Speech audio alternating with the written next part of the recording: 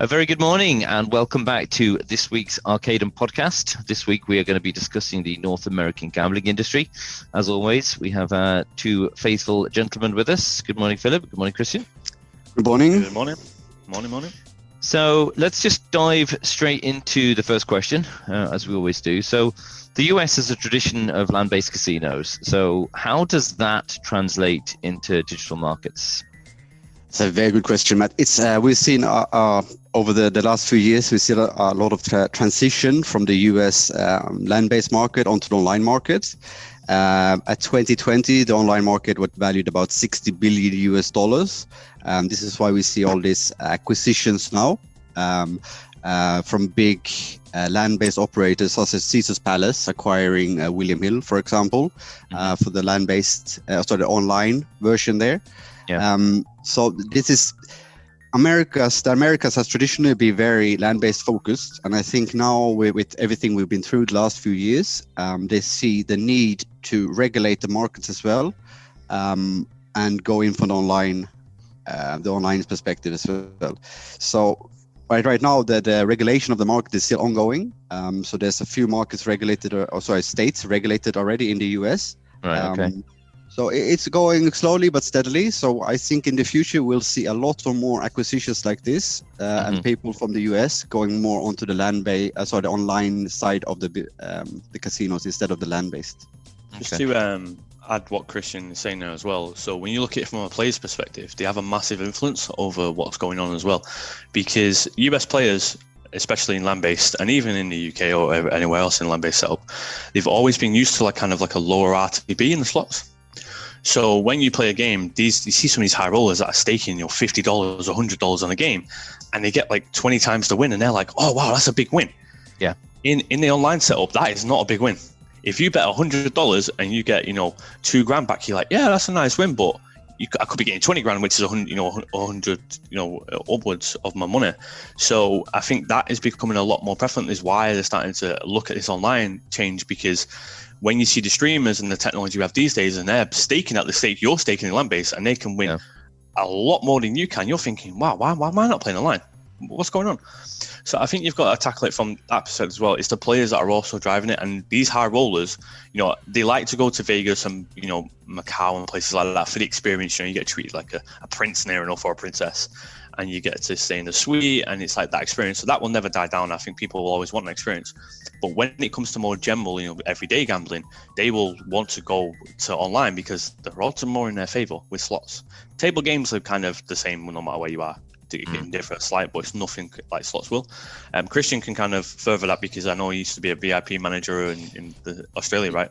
Yes, I used to work. So before I started my career in the iGaming industry, I worked at land-based casinos in Australia and ran the private gaming rooms at one of the biggest casinos in Australia.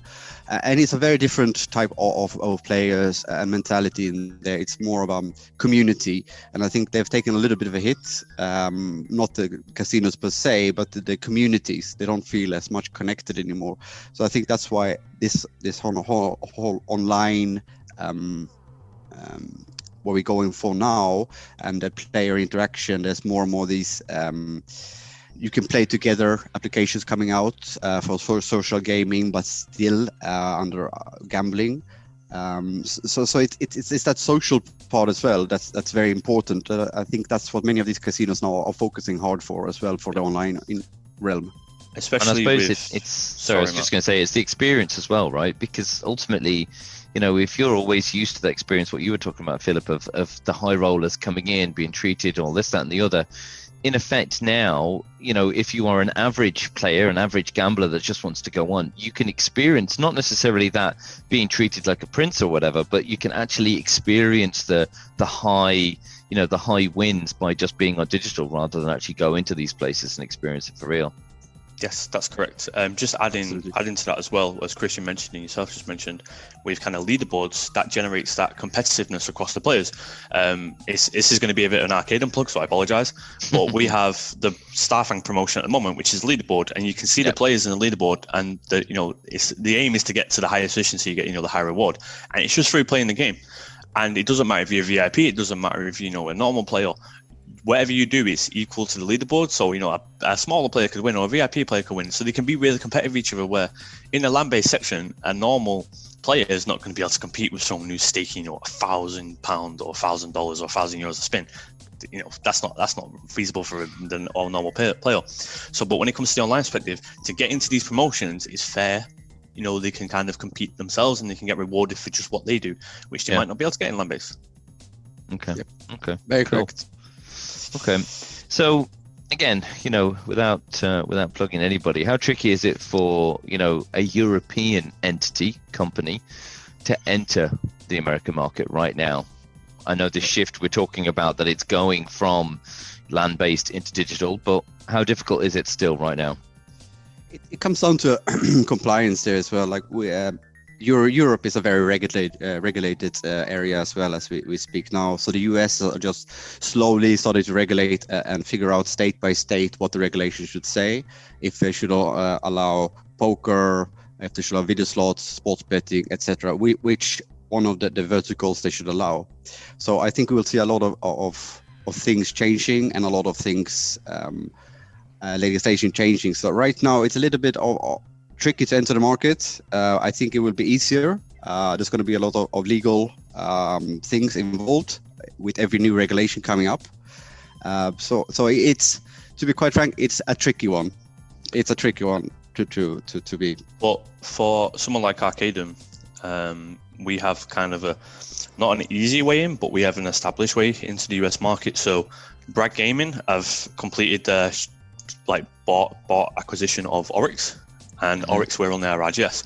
So we're kind of in partnership with Bragg Gaming as well, and Bragg Gaming already have the plan to enter the US and Canada as well. So for us, we will be able to go with them into the market, which is fantastic for us because we don't have to worry about the infrastructure, you know, or the legality necessarily. We will make sure our games are compliant. That's what our kind of perspective is. Yeah. But with the backing of someone like Bragg and Oryx Gaming, it makes us more reputable and to enter that market a lot more fluid for us. So, you know, thank you to those for everyone at Oryx and Bragg Gaming for, you know, being in the partnership with us. It's fantastic. But if you are going in alone, as some providers may opt in to do, it gets a lot more trickier because you have to pass kind of all the legality. You have to go for interviews and everything. So it gets a little bit more trickier, as anything does with when it comes to money. So you have to be aware of that. So it depends which avenue you go. Okay. Definitely. All right. So obviously we talked about them and obviously the partnership and having somebody to sort of give you a leg up, but what's the difference between the two markets in your opinions? So I think if you tackle it from a player's perspective, it'd be kind of like the way Europe was 15 years ago, where online was becoming more established because you know started in the late 90s and then in the early 2000s with technology, it was, you know, just getting bigger and bigger, and players were still not, you know, used to online. It's going to be quite similar in the US market and Canada because Canada players can play online at the moment through the MJ license. But US players, it depends what state you land in, and certain states do not allow online gambling at all as of yet. So you could technically gamble if you did like some dodgy things online, but if you wanted to do it legally, it is, you know, it's a bit trickier. So I think players are going to be kind of hesitant at first. They'll kind of look and they'll kind of be thinking, oh, you know, I've been used to land-based, or I'm used to this, blah, blah, blah. And then eventually they'll see the benefits in terms of, you know, the promotion. You know, they can do it from the comfort of their own home. They don't have to travel necessarily to, you know, Nevada or places like that. And I think we're going to see how it started out in Europe, because it was kind of the same. You know, people would go to a land-based casino, they'd go to a bookies. But now they can go do sports betting online, they can do casino online. And I think as soon as that catches on, it's just going to be like a juggernaut like Europe was. And you could say the same for markets like Japan now. That's also in the process of getting regulated. So the Japanese players will go from land-based, you know, pachinko halls to potentially more online as well. So it's not just the North American market that's going through it. You've got markets in the Pacific as well that are going through that as well. Okay. Yes. Okay. No, there's a big difference, and US has always had online gambling, even though it's been illegal in the past, and we are very welcoming to see it now being legalized and regulated, because as we discussed in our previous podcast, this protects players and etc. and makes it more fair to the game. But the US market it's growing compared to the UK gambling industry, which is worth about the US market is worth about 3 times at the moment Yeah, UK's worth 15 online. billion last time I checked, but Yeah. it's a bit tricky with all the new regulations coming in because Exactly. it's just CFs and COVID and everything. So it's a very different type of regulation. It's almost like putting all the regulations in Europe together in one big country. More or and less. just rolling them out. Yeah. Because it's state by state as well, so it's not just like where the UK or Spain, Germany, Sweden, Scandinavia, all those places have got like one regulatory body. In America, it's state by state. State by state, yeah. So one state could do something, and the other state could do something else, and you have to change for your content for that market. So it's going to be interesting to see. I think it's going to be kind of like the Wild West, where one person does something and it's like, no, I'm going to go against it, but they could all unite and kind of be uniform. So it depends how they treat it. So far, it kind of seems the more kind of going along the same lines, which is fantastic for the ones that are regulated. But you never know, some state might pop up and want to do something different because it happens in Europe. Regulatory bodies in Europe don't necessarily agree on certain things. So they do things differently. In Germany, for instance, stakes are capped to €1 or lower on slots. Whereas, in other markets, you can basically do whatever you want on stakes wise. So it just said we're going to see slight differences, but I don't think we'll see major differences yet. More down the line, I believe. Okay. So slightly different tweak just on terms of the US in terms of how the land players are potentially then managing the COVID. Is this, them leading the change almost of them going from land-based because all of the restrictions of COVID and now moving to more digital, or how is that working? From what I see, because I'm very sad and I watch all these people who go into the casinos and kind of film themselves, playing slots and table games in Vegas. So they are currently now, it was closed for a while, and then it reopened slowly, and then normal players started coming in and VIPs started pretty much staying in Vegas in the hotels. And at the moment, you have to sit there in a mask. There's like shielding between the different seats on a table game, for instance. And I've played in Malta in one of the local casinos where you have to wear a mask and everything when you're playing, and that can get really annoying after a while. Don't get me wrong, people should be wearing masks. It's we have to. It's the thing we have to do, but it's really difficult to play because sometimes you just kind of like want to have a drink and you forget the mask is on. You're like, oh yeah, I got this mask on, I got to move it. Or you just like, because the casino can get really hot, especially when you're surrounded by people on a table. You got 7 people, and you're like, wow, I wish I could take his mask off. Bloody hell. So I feel like that started to drive a bit more the online scene because you can sit at home. You don't have to wear your mask. You can be in a comfy at home, and it doesn't have to be hot and stuffy. And you can just enjoy it at your pace. Yeah. Whereas in a casino environment, it's become a bit more up in the air, right? Because regulations are changing every day depending on what the pandemic does. Because let's face it, we thought we'd be out of this pandemic now. We're in wave 3 or 4 or 20 million. Who knows? God knows what wave we're in at this stage. I think the waves someone's keep waving at us. I swear to God. Yeah, so I feel like for the land-based industry, it's been quite impacttive because Vegas did close down for a while and it was empty. Macau closed down for, I think, it was like a month or 2 months, and Macau is massive for casino, online-based casino. So you have to look at the impacts worldwide, and you see players, if you can't go somewhere for 2 months, you change your habits, right? If you want to do what you want to do, you just do it, find a way to do it. And then once you become established and comfortable in a new thing, it's very hard to go back to the old way of things. Yeah. So we will have to see after the pandemic how land-based really recovers, because in the UK and Europe, casinos are not really open now at all.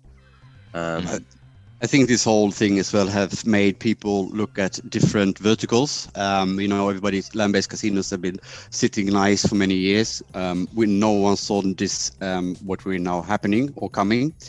So I think we see many sectors trying to diversify to different angles just to make sure that they can survive in any futures as well. So I think it goes across the playing field. It's not just for gaming, as it's for other industries, e-commerce as well, and normal shops. So I think this is something we will see more and more, that people are trying to have a more online presence than they have had in the future. Not forgetting about the land-based or shops or anything like that, because people still need that social interaction, meeting people. But I think still people have realized that we cannot bank everything on one, and we need to look at the internet of all things. No, and it's funny because I think a lot of people, irrespective of what industry you're in, nobody potentially foresaw something of this to have such a global impact. And I think, as both of you rightly said, whatever happens, you are always going to see changes. You know what I mean? You're going to see things being different. You're going to see people gambling differently, shopping different, acting differently. We've all proved around the world that, you can now work from home. effectively just as much as before. You know what I mean? So that drives the change for people. And as Philip said, rather than go to a casino and sit there hot and stuffy with a mask on, you can now do it from the comfort of your own home, in your PJs with your feet up, watching Netflix and gambling at the same time. And I think that is very attractive to a lot of people, I think, right now, to be honest. You're also guaranteed as well to have the currency of the pandemic, which is toilet paper at home. The casino could run out, right? You never know. We've all got loads. We've got loads, mate. The whole shed full. Oh, wow. Because apparently that was the currency of the pandemic, right? Toilet paper. So it was right at the very beginning. And bread and toilet paper. Two best things you need. I still not find that hilarious today. But no, jokes aside, I fully agree with what you said there. It's a very strange time, but to be honest, it was always going to happen, this kind of decline in land-based, because we're becoming more technologically advanced, and eventually younger people are just going to be like, I'll go to land-based for a treat now and then. I'll play poker there, or maybe I'll do some high stakes VIP kind of gambling there as a treat once a year. So I feel like anyway it was going to come to this stage, it was just going to decline gradually. But I think COVID and the pandemic just kind of gave it a big rocket acceleration to get to this stage. Yeah. Okay. So any USA focused plans for Arcadem games in the future? Any in the pipeline? We are, as Philip mentioned before, as we are partnered with Oryx on the RGS. Oryx is owned by Bragg Gaming, who is quite a player in the Canadian and the US markets. So definitely, but I will leave this more to Philip, because this is more area with the genres and the games. So our vision with the games is, quite simple: quality, story-driven content with good mechanics. And we have some games that do appeal to certain markets, like Immortal Dawo, Hills of Asia, and Guardians of Inari that comes in October. It's kind of the same, but a lot of our content has a broader appeal because certain players, Starfang, for instance, the latest release, we can see players all over the world playing this game, and people are like, oh, it's just a European-facing game. You got a knight fighting a dragon, blah blah blah. But that's not how players think. People watch content worldwide now. You're not just in your own little country bubble. Yeah, true. So I think it's very stupid from a business perspective for us as a team, and it'll also kill our creativity to make a game for a certain market. Yeah. Because you're stagnating your own growth for a start, and you're killing the team's creativity. Because why not make something that appeals to people in general? Movies are the same thing. Don't get me wrong, it may not appeal to a certain segment of people, but at the end of the day, what works in Europe will probably work in the US because we're quite similar in thinking. And a game that works in Japan will probably work in America as well, because they've got quite close links through the decades. So you can't pigeonhole yourself to a certain kind of ideal market. Don't get me wrong, we will be targeting the US. Yes. But we will not say that and be like, right, US market, I'm going to make a game that's got eagles and everything down to it, because you'll offend the player. Eagle American footballs. Yeah. So you'll offend the player, right? Because the player doesn't want to see that kind of content in front of him. It's kind of like, no, are you trying to appeal to me? Are you appealing on my stereotypes? People are going to make games like that. I guarantee you, we will see games like that. And for me, that's just a very dumb strategy. But each to their own. Again, it goes back to the creativity. Sorry, Christian, to cut across here. It goes back to the creativity that we talked about. Do you know what I mean? And we have been talking about for so long. Irrespective of whichever market you're going for, if you produce a really solid, creative game, doesn't matter what market it's going to be played in, people are going to enjoy it because the players want to enjoy it. So, you know what I mean? So, sorry, Christian, go on, man. You go ahead. No, I just got to follow up Philip here. We live in a multicultural world now where borders are being crossed and people are from, so it's not, you can't say you're making a game for a certain market, as Philip mentioned. I think this whole multicultural society we're living in, players from Sweden can love a game that's someone has made just for Japan, for example. Yep. No, and you have to think about it as well. We had, for instance, the game that comes out this month. So we've said in this game, Merlin, she's a wizard, because let's face it, we're in a very gender-neutral society at the moment. If you look at popular anime like Seven Deadly Sins, there's a female Merlin in the anime, and she's classed as a wizard. Indeed. Yeah. So for me, you can't think of the normal structure anymore, because roles change, and who says a wizard has to be male or female, or a knight has to be a male or female? Because if you look at popular films as well, a knight can be female, and we have strong male and female characters in our games, and I feel like that's a great benefit for us in any market, because we show, look, we're here, we have this great strong male lead in this game, and then we have this great female lead, but we don't over sexualize either gender as well, which I see a lot in some games. When you have a female character, it's like the standard. It's like the video games in the late 90s and the early 2000s, where it's like a female character, she has to have the skimpy outfit and everything. We're like, We've progressed since then, because I think Tomb Raider was the best one as a kid in the 90s. It's such a good game, but it's like Lara Croft. It's funny when you think Lara Croft was a sex symbol in the 90s when you kind of look at the graphics then, but that was like cutting edge. And now you're looking, you're like, that's just a block.